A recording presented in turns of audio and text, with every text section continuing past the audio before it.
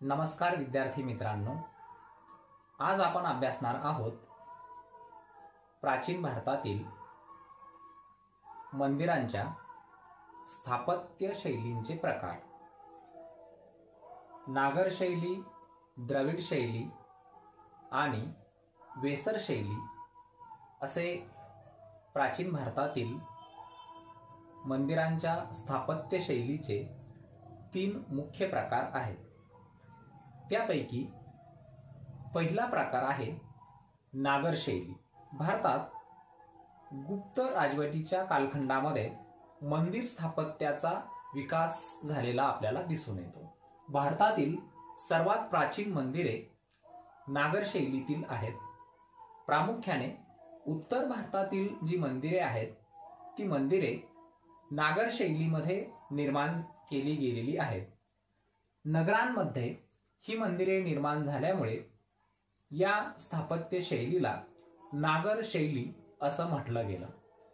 हिमालयापासून विंध्य पर्वतापर्यंत, विशेषतः नर्मदा नदीच्या उत्तर भागामध्ये या पद्धतीने बांधलेली मंदिरे आपल्याला आढळून येतात.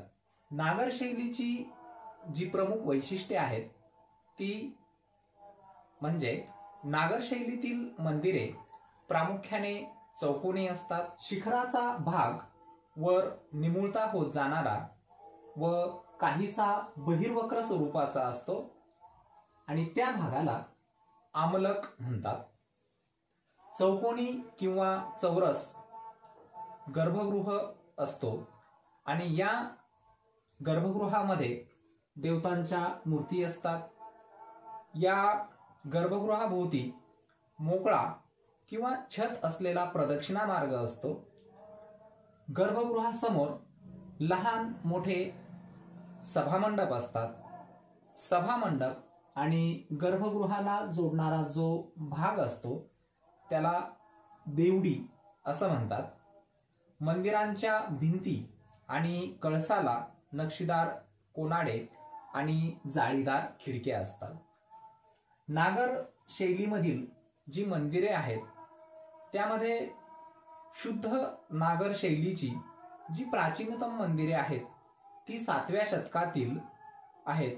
उदाहरणार्थ नाचना कुठार येथील शिव मंदिर आणि खजुराहोची मंदिरे ही उत्तर भारतीय मंदिर स्थापत्याची उन्नत अवस्था आहे. मंदिर स्थापत्य शैलीचा दुसरा प्रकार म्हणजे द्रविड शैली. प्रामुख्याने दक्षिण भारतातील मंदिरे द्रविड शैलीत बांधलेली दिसून येतात. कृष्णा नदीपासून कन्याकुमारी पर्यंतच्या प्रदेशात द्रविड शैलीमधील मंदिरे आढळतात.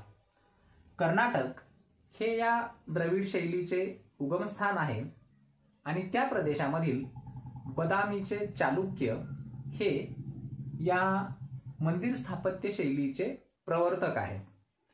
द्रविड शैलीच्या मंदिराची ठळक वैशिष्ट्ये म्हणजे ही मंदिरे साधारणपणे अष्टकोनी असतात.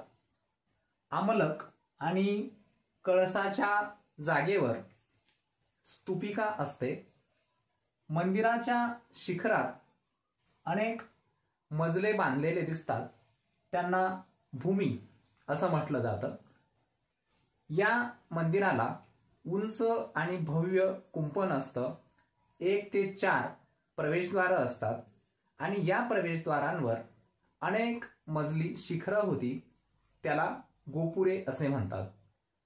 गर्भगृहा शेजारी फरशी केलेला भव्य प्रदक्षिणा मार्ग असतो. गर्भगृहासमोर 1 किंवा एकापेक्षा जास्त सभामंडप असतात आणि या मंडपा शेजारीच ध्वजस्तंभ असतो. हा ध्वजस्तंभ पितळाने किंवा सोन्याने मढवलेला असतो. गर्भगृहात काळ्या पाषाणाची सुंदर कलात्मक मूर्ती असते आणि मंदिराच्या गर्भगृहावर जे मुख्य शिखर आणि गोपुर असते त्याला विमान असे म्हणतात आणि विमान हे या द्रविड शैलीमधील मंदिर स्थापत्याचं सगळ्यात मोठं वैशिष्ट्य आहे. या स्थापत्य शैलीच्या मंदिराची उदाहरणं म्हणजे चालुक्यांनी निर्माण केलेलं ऐहोळचं मंदिर, पल्लवांच्या काळामध्ये निर्माण झालेलं महाबलीपुरमचं मंदिर आणि राष्ट्रकूटांच्या काळामध्ये निर्माण झालेलं वेरूळचं मंदिर. याशिवाय जमिनीच्या पृष्ठभागावर सुद्धा मंदिरं या शैलीमध्ये निर्माण केली गेलेली आहेत. पल्लव, चोल आणि पांड्य या राजांनी अशा प्रकारच्या मंदिरांच्या निर्मितीसाठी प्रोत्साहन दिलं होतं. मंदिर स्थापत्य शैलीचा तिसरा प्रकार आहे वेसर शैली. विंध्य पर्वतापासून कृष्णा नदीपर्यंतच्या प्रदेशात वेसर शैलीतील मंदिरे आढळतात. प्रामुख्याने पश्चिम भारतामध्ये वेसर शैलीमधील मंदिरे जास्त प्रमाणात आहेत. उत्तर भारतीय आणि दक्षिण भारतीय दोन्ही मंदिर शैलींच्या मिश्रणामधून वेसर शैलीची निर्मिती झाली. उत्तरी कर्नाटक आणि दक्षिणी कर्नाटक असे दोन उपप्रकार या शैलीमध्ये आपल्याला आढळून येतात. गुजरातमधील सोळंकी राजांनी वेसर शैलीची उन्नती केलेली आढळते. या स्थापत्य शैलीची वैशिष्ट्ये म्हणजे साधारणतः वेसर शैलीमधील मंदिरे अर्धगोलाकार असतात. मंदिरे गोल, अंडाकार, ढोलाकार किंवा बेलनाकार असतात. विमानाची नक्षी ही द्रविड शैलीप्रमाणे आढळते. विमान किंवा शिखर रेखाकृती असतात आणि छत पिढाकार असते. गर्भगृहाभोवती सहसा प्रदक्षिणा पथ नसतो. वेसर शैलीमधील मंदिरांची उदाहरणं चालुक्य व होयसाळ राजांनी वेसर शैलीला प्रोत्साहन दिलं. ऐहोळ, बदामी आणि पट्टदकलचे विरूपाक्ष मंदिर तसंच वेरूळचे रामेश्वरम गुहा मंदिर ही प्रमुख उदाहरणे आहेत. हळेबीड म्हणजेच प्राचीन द्वारसमुद्रम येथील होयसाळेश्वर मंदिर या शैलीतील सर्वश्रेष्ठ मंदिर आहे.